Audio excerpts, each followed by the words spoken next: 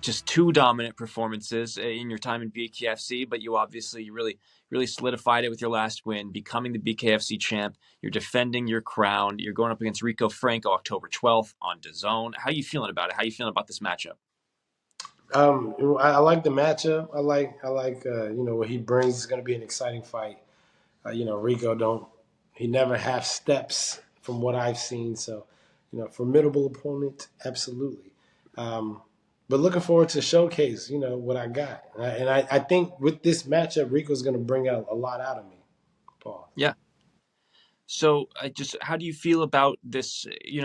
Do you feel like he's your most challenging opponent in BKFC so far? Like your toughest opponent? Because you've obviously fought some good guys. I mean, you fought Diego Sanchez, who's he's a legend in the MMA space. You fought Luis Yeah. Palomino, who at the time he was the pound for pound #1 guy, and you dethroned him. So how do you see him stacking up against those guys? Well, I mean, what do you think? You tell me. Do you think he's better than Palomino? I don't necessarily. I think he does some things better than Palomino. Right. Overall, I don't think so. But nonetheless, I also have some other names under my belt in the boxing world that I know he's not better than. Right. You feel me? So I'm treating him as the toughest guy that I've fought in my life. That's fair. I mean, so this is going to be your first defense.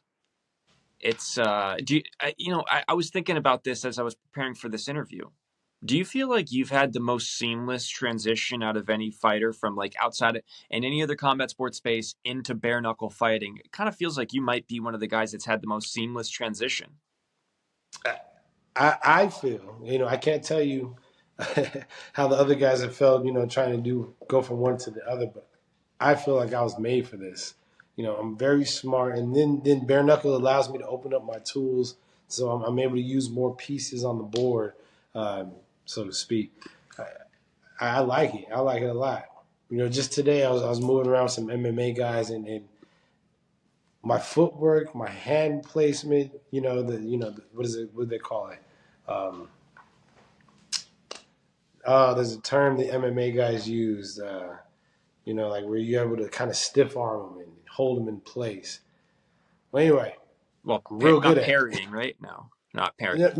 Pairing or like stacking, I think he was saying. He kept Right. telling me, good stacking, way to stack up. I'm like, all right, that's what's up. Well, I'm real good at it. And just learning more, and I'll learn the terminology, but learning more technique that I can use and that is allowed in bare knuckle.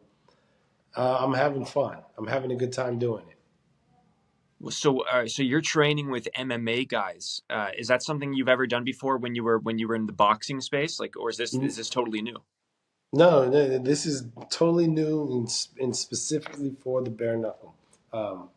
There's a lot of little intricacies with the clinch game that I think many boxers didn't take serious enough. And not that I want to be in there, wrestling or anything like that, because that's harder for me to do than to just box. I'd rather Right. box. But you have to be able to either neutralize the clinch or dominate in the clinch to be able to box. So I'm just learning all the aspects of the game. I want to end with this here. You're obviously a guy. You've done it all in boxing, and now you're doing it all in BKFC. What are you hoping to get out of this down the road with BKFC? What is it that you like if you were to say, hey, from a year from now, this is what I want, this is what I'm hoping for. Obviously, you want to beat Rico Franco on October 12th. That's your ultimate goal at the moment. But what about next? After that, taking on all challenges. What I want, my goal for this my space in BKFC is I want to solidify some type of legacy. Not that I don't want to be necessarily the greatest of all time, bare knuckle of all time, but you're going to talk about me when you talk about some of the pioneers in bare knuckle. Now I know it's already 6-7 years deep, right? I came in about the 6th, 7th year, but that's still in the first 10 years. So you could talk about Trout was one that really put on for the bare knuckle, and he was a great champion for it. He fought everybody that they wanted in front of him, and he beat the shit out of them. You feel me? Love it. So I want to be on the Mount Rushmore of bare knuckle boxing.